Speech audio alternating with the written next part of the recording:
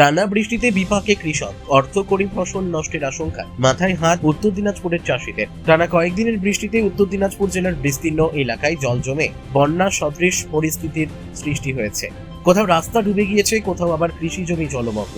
এই অবস্থায় সবচেয়ে বেশি দুশ্চিন্তায় পড়েছেন জেলার কৃষকরা। ধানের পাশাপাশি বিভিন্ন অর্থকারী সবজির চাষে ব্যাপক ক্ষতির আশঙ্কা দেখা দিয়েছে। রায়গঞ্জ ব্লকের বড়ুয়া অঞ্চলের রায়পুর, নারায়ণপুর ও গোলইসুরা সহ একাধিক গ্রামের কৃষকদের জমিতে এখনো জল দাঁড়িয়ে রয়েছে।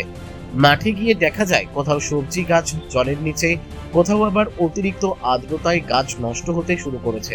কৃষকদের কথায় লাউ, পটল, ঝিঙে, উচ্ছে, করলা, বেগুন, ঢেঁড়স, কুমড়ো, চাল কুমড়ো সহ বিভিন্ন সবজি চাষের উপরেই তাদের পরিবারের জীবিকা নির্ভর করে। কিন্তু টানা বৃষ্টির জেরে সেই ফসলই এখন বড় সংকটের মুখে। কৃষকদের অভিযোগ, একদিকে সার, বীজ ও কৃষি উপকরণের দাম ক্রমশ বেড়েই চলেছে, অন্যদিকে লাগাতার বৃষ্টিতে ফসলের ক্ষতি, দুইয়ের চাপে তারা কার্যত দিশেহারা।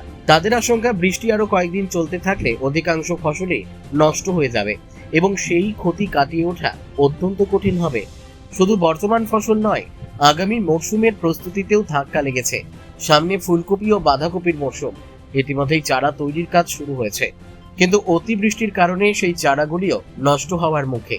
কৃষকদের বক্তব্য, চারা নষ্ট হয়ে গেলে আগামী মরশুমেও উৎপাদন কমে যাবে, যার প্রভাব পড়বে তাদের আয় ও সংসারের ওপর।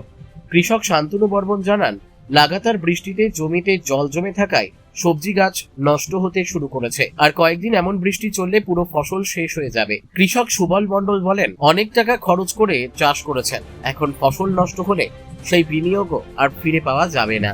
তাই দ্রুত আবহাওয়া স্বাভাবিক হওয়ার পাশাপাশি প্রশাসনের তরফে ক্ষয়ক্ষতির মূল্যায়ন ও প্রয়োজনীয় সহায়তার দাবি জানিয়েছেন এলাকার কৃষকরা।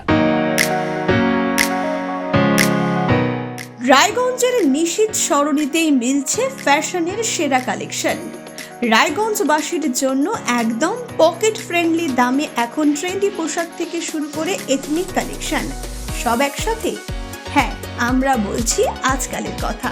এখানে মিলছে এক ছাদের নিচে পরিবারের সবার জন্য পোশাক, মহিলা, পুরুষ আর শিশুদের জন্য অসাধারণ কালেকশন।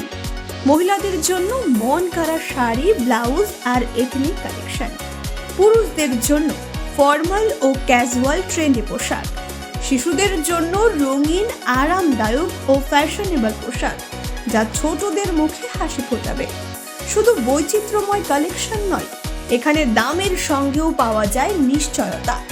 সাশ্রয়ী দামে গুণমানে সেরা পোশাক পাওয়ার জন্যই আজকাল রায়গঞ্জের মানুষের আস্থার জায়গা দখল করেছে। ঠিকানা নিশীথ সরণি রোড, মোহনবাতি সংলগ্ন, রায়গঞ্জ, উত্তর দিনাজপুর। তাই আর দেরি কেন? আপনার এবং আপনার পরিবারের ফ্যাশনের সেরা গন্তব্যে একবার ঘুরে আসুন। আজকাল আপনার ফ্যাশন, আপনার ঠিকানা। ওই ধান টান করি, যেমন পাট করছিলাম এবার 1 বিঘা, পাট তো নিরাইতেই পারলাম না, সব সময় বৃষ্টি বৃষ্টি বৃষ্টি। তাও একবার নিরাইলাম, নিরানোর পর পাটটা আর হলো না, বৃষ্টি নষ্ট হয়ে গেল। পরে ওটা ভেঙে আবার ধান লাগিয়েছি। আর এমনি সবজি ফসল করি, কাঠ ফসল যেটাকে বলে, যেমন পটল, আলু টালু, লঙ্কা, কাঁচা লঙ্কা, এগুলোই আবাদ করি।